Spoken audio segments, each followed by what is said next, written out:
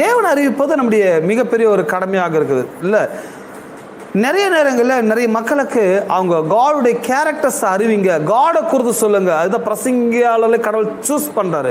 அவர் சிலரை அப்போஸ்தலர்களாகவும், சிலரை தீர்க்கதரிசிகளாகவும், சிலரை சுவிசேஷகராகவும், சிலரை மேய்ப்பராகவும் எடுக்கிறாரு. கடவுள் செலக்ட் பண்றாரு. வேலை பாருங்க, போய் என்னுடைய வேலையை போய் செய்யுங்கன்றாரு.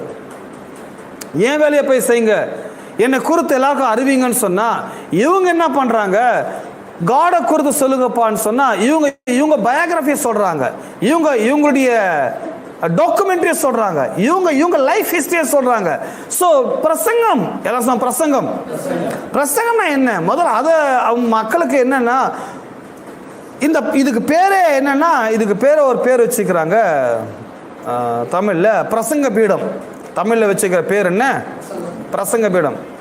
இதுக்கு புல்பீட் ஆங்கிலத்தை சொல்லுவாங்க, இதுக்கு பேர் பிரசங்க பீடம். இந்தியன் கிறிஸ்டியன்ஸ் என்ன நினைக்கிறாங்க, இந்த பிரசங்க பீடத்துல நின்று எவன் எது பண்ணாலும் சொன்னாலும் அது என்னதான், அது பிரசங்கம் நினைக்கிறாங்க. கிடையாது சார், பிரசங்கம் எது, காடை குறித்த விவரிப்பு தான் பிரசங்கமாக இருக்குது. தேவனுடைய வார்த்தைகளை சொல்லிக் கொடுப்பது பிரசங்கமாக இருக்கிறது. ஸோ ஜனங்க ப்ரீச்சர்ஸ் எப்படி ப்ரீச் பண்றாங்கன்னா, போய் கடவுளை அறிவிக்கிறேன்னு போறாங்க, கோயிலுக்கு போறாங்க. பட் இவங்க கடவுளை அறிவிப்பதில்லைன்னு நல்லா விளங்குது நமக்கு. ஏன்னா மக்களுக்கு கடவுளை குறித்துன்னு பெரிய புரிதல் இன்னைக்கு வரைக்கும் பெருசா கிடையாது அவங்களுக்கு. அவங்க கடவுளை குறித்து அறிவிக்கிறன்ற பெயரில் போயிட்டு அவங்க என்ன சொல்றாங்க, தங்கள் வாழ்க்கையில் சொந்த அனுபவங்கள், எல்லாம் சொந்த அனுபவங்கள். இந்த பிரச்சனை நீங்கள் கேட்டிருப்பீங்க. பிரசங்கம் சொன்னா அவங்களுடைய லைஃப் எக்ஸ்பீரியன்ஸ். ரெஸ்பான்சிபிலிட்டி என்ன, நீங்க கேட்டா பிரசங்கம் மட்டும் தான் கேட்கணும். நீங்க மற்ற சாட்சிகளையோ, மற்ற டாக்குமெண்ட்ரி ஸ்டோரிஸையோ, மற்ற பயோகிராபிக்கல் ஹிஸ்டரி எல்லாம் நம்ம கேட்க வேண்டிய அவசியம் கிடையாது. நீங்க நல்லா கவனிங்க, பிரசங்கத்தை எப்படி பண்றாங்க அப்படின்னா, ஒரு சினிமா எப்படி ஆரம்பிக்கிறாங்க அப்படின்னு பார்த்தீங்கன்னா, சினிமா ஆரம்பிக்கிற விதம் பாருங்க. ரீல் போடுறாங்க, அதுக்கு பேர் நல்லா ரீல் விடுறாருன்றாங்கல்ல, அதான் ஃபர்ஸ்ட் ரீல் போட்டுருவாங்க. ஃபர்ஸ்டே 29 ரீல் அப்படின்னு போட்டுட்டு ஒரு குக் கிராமத்தை காமிக்கிறாங்க. அந்த குக் கிராமத்தில் ஒருத்தர் டெலிவரி பிறக்கிறாங்க.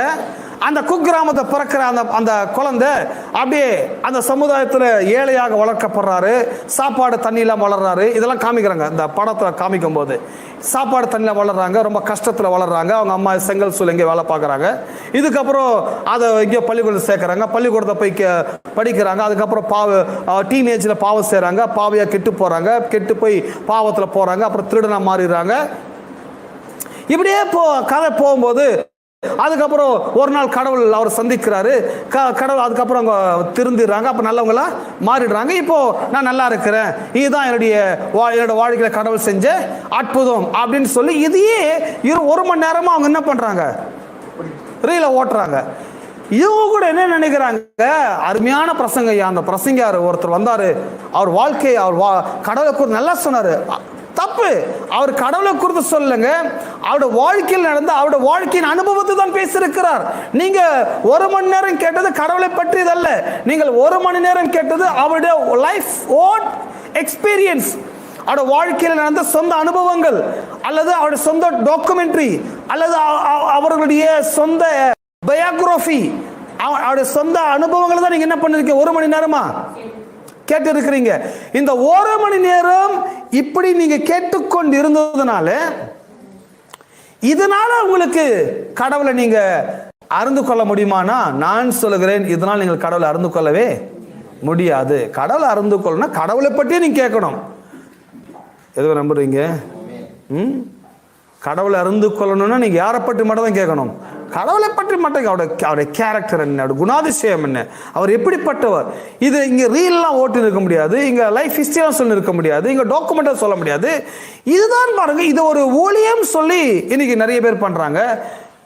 அப்படி அவங்க லைஃப் ஹிஸ்டரியில சொல்றது எதுவுமே இல்லைன்னா, அடுத்தவங்க லைஃப்ல இருக்கிற ஹிஸ்டரி எடுத்து என்ன பண்றது, பேசுது. நேற்று ஒரு பாஸ்டர், உன்னை பத்தி நான் என் பிரசங்கத்தான் சொல்லிக்கிறேன், ஐயோ நானா என் காஸ்பல், நானா ரட்சகன், நானா சுவிசேஷகன், நான் என்னை பத்தி மக்களுக்கு சொல்லி என்ன வந்துட போகுது, என்னால் அவங்களுக்கு ஏதாவது உதவி பண்ண முடியுமா? என்னால் அவங்களுக்கு ஏதாச்சும் சேவ் பண்ண முடியுமா? என்னால் ஒன்றுமே பண்ண முடியாது. நான் கிடையாது காடு. அப்போ உன் சைடு சொல்றதுக்கு எதுவுமே எடுத்து யாரையாச்சும் எடுத்து என்ன பண்றது சொல்லிடுது. கொஞ்ச நாள் என்ன பத்தி சொல்றது, அப்புறம் இன்னொரு நாளைக்கு இன்னொருத்தரை பத்தி. இது பிரசங்கம் என்று நினைக்கிறாங்க. இது கிடையாது பிரசங்கம். பிரசங்கம் என்றால் என்ன? I am that I am. இருக்கிறவராகவே இருக்கிறேன், நேற்றும் இன்றும் என்றும் மாறாமல் இருக்கிறேன். இந்த மாறாத கடவுள், மாறாத அன்பு, மாறாத வல்லமை, இந்த மாறாத தேவன், இவர் எப்படிப்பட்டவர், எப்படி இருக்கிறார், தன்மை, குணம், இவருடைய இருதயம், இவரை குறித்து சரியான விதத்தில் பிரசங்கிப்பதுதான் பிரசங்கமாக இருக்குது. ஒரு விசுவாசி தேவனை இப்படி அறிந்து கொள்ளும் போது, கடவுளை கேரக்டர்ஸை புரிந்து கொள்ளும் போது, கடவுளோடு கூட அவங்க நீடிய காலம் என்ன செய்ய முடியும்? இருக்க முடியும். ஆமென். சும்மா லைஃப் ஹிஸ்டரின்னு சொல்லி டைம் வேஸ்ட் பண்ணக்கூடாது. இன்னைக்கு பெரும்பாலும் இதான் ஊழியம்னா, பிரசங்கம்னா சம் ஸ்டோரிஸ் சொல்லணும், வாழ்க்கையின் அனுபவத்தை சொல்லணும். இவர் ரட்சிக்கப்பட்ட விதத்தை இதே தான் பாருங்க. இங்கே ரட்சிக்கப்பட்டேன், 89 நான் இயேசுவால் தொடப்பட்டேன், ஒரு குக்கிராமத்தில் படித்தேன், இப்படியாக இருந்தேன், இப்படியாக பாவியானேன், விஷம் குடித்தேன், சாகர நிலைமைக்கு போனேன், அப்புறம் இயேசு என்னை ஒரு ராத்திரியில் என்னை வந்து சந்தித்தார். அப்புறம் இவங்க பார்க்குறேன், நீ விஷம் குடிச்ச உன்னை சந்திச்சாரு, உபவாசம் போகிற என்ன ஒரு நாளும் என்ன சந்திக்குமான்றது கடவுள். இன்னைக்கே நான் ஒரு பாட்டு என்ன பண்ணுறேன், விஷம் வாங்கி போய் குடிச்சு பார்க்குறேன், இன்னைக்காச்சும் சந்திக்கிறாரான்னு சொல்லி. அப்படி யாரும் வாங்கிட்டு போயிடாதீங்க. ஏன்னா இதெல்லாம் டாக்குமெண்ட்ரியை ரீல் விட்டு விஷம் குடிக்காத என்ன பண்ணிடுறாங்க, விஷம் குடிக்க வச்சிடறாங்க. அருமையானவர்கள் நல்லா கவனிங்க. இதுதான் பிரசங்கன் ஓட்டுறாங்க. அதுக்கப்புறம் சொல்றாங்க, அவர் இங்க மட்டும் பண்றது, அவர் கோயிலை மட்டும் கெடுக்கிறது இல்ல, உலகமெல்லாம் கெடுத்துருக்கிறாங்க. ஐயா போயிருக்காரு ஸ்ரீலங்கா, என்ன பண்றாரு, இதே ரீல் தான் ஓட்டுறாரு. அங்க போயிட்டு இந்த மாதிரி குக் கிராமத்தில் பிறந்தேன், இப்படியாக வளர்க்கப்பட்டேன், இப்படியாக விஷம் குடிச்சேன், வாலிப வயசுல ஏசு என்னை தொட்டார், ஸ்ரீலங்கால ரீல ஓட்டுறது. அதுக்கப்புறம் சிங்கப்பூர் போன, மலேசியா போன. இவங்க உலகம் முழுசும் சென்று சர்வ சிருஷ்டிகளுக்கும் சுவிசேஷத்தை அறிவியுங்கள் சொன்னா, இவங்க உலகம் முழுவதும் சென்று சர்வ சிருஷ்டிகளுக்கும் இவங்க டாக்குமெண்ட்ரி, இவங்களுடைய லைஃப் எக்ஸ்பீரியன்ஸ், இவங்க பயோகிராபிக்களையே சொல்லி சொல்லி கடைசியில உலகத்துக்கு நற்செய்து போகாம என்ன பண்ணிடுறாங்க, சபையாரே தடுத்து விடுகிறாங்க. எத்தனை நம்புகிறீர்கள்? பட் நான் சொல்றேன், இந்த காடை வந்து நாம் அறிந்து கொள்ள வேண்டியது மிகப்பெரிய கடமையாக இருக்குது. கடவுளை நான் அறிந்து கொள்ள வேண்டியது என் கடமை. அது என்னை புரிந்து கொள்ள வேண்டும்.